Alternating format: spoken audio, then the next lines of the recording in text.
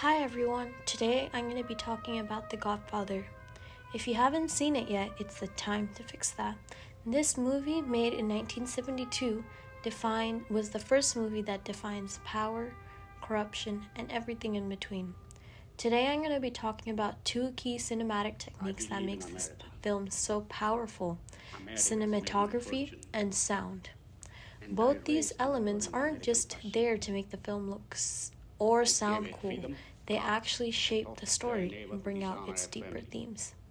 My thesis is through the usage of cinematography and sound film elements, The Godfather explores the importance of power and corruption with the use of dark and dimly lit visuals and scores that are nostalgic while also being melancholic to emphasize the complexity of emotions and moral struggles that were faced by the Corleone family.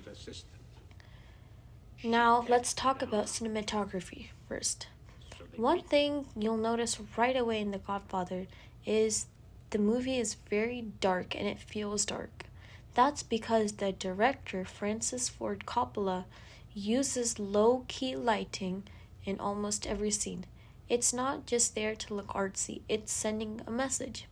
For example, at the very beginning of the movie, we're placed in Don Corleone's office, and the room is dimly lit with shadows everywhere. The light is golden and soft and yellow, mainly focused on the Don, who's calmly sitting on his chair. This framing isn't random, it's telling us who's in charge, and it was done on purpose. The darkness also symbolizes the corruption surrounding the Corleone family. It's like the shadows are creeping in, showing that even though they're powerful, they're always in danger, always living in secrecy. And it's not just in the office scenes as well. Towards the end of the movie, there is this moment when Michael, the son of Don Corleone, is fully in charge, and he gives a subtle signal for his men to step back when his sister finds out her husband has been killed. The way he's framed, centered, in control, and surrounded by shadows cements his role as the new Don. He's powerful, but he's also cold and calculating at that moment. Now, let's move on to sound. Because the movie and silence this movie had was amazing. First of all, the score was incredible. It went from melancholic and upbeat, depending on what's happening. For example, in the wedding scene, the music is very lively and traditional Italian music, and it gives us this warm, happy vibe. But when we see the Corleones, it's where we see the Corleones as a close-knit, loving family.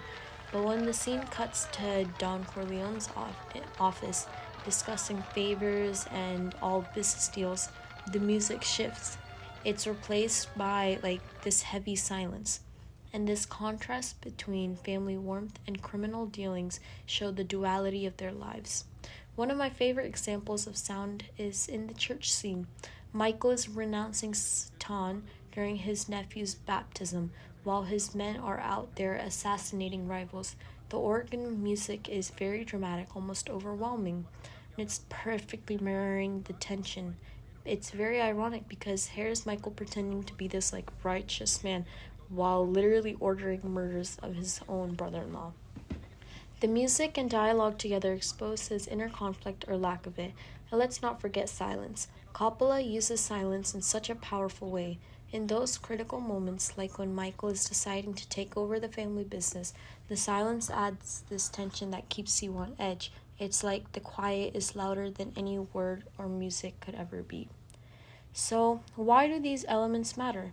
They make The Godfather more than just a mob movie. The cinematography and sound work together to show us the themes of power, corruption, and family loyalty. They pull us into the Corleone's world and make us feel their struggles, their victories, and even their darkness.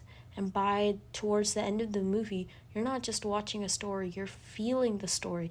And that's what makes this Godfather a beautiful masterpiece. Thank you for watching, and I hope this gave you a new appreciation for all the thought and detail went into making this film. If you have any favorite scenes or moments, let me know. I'd love to talk more about this classic.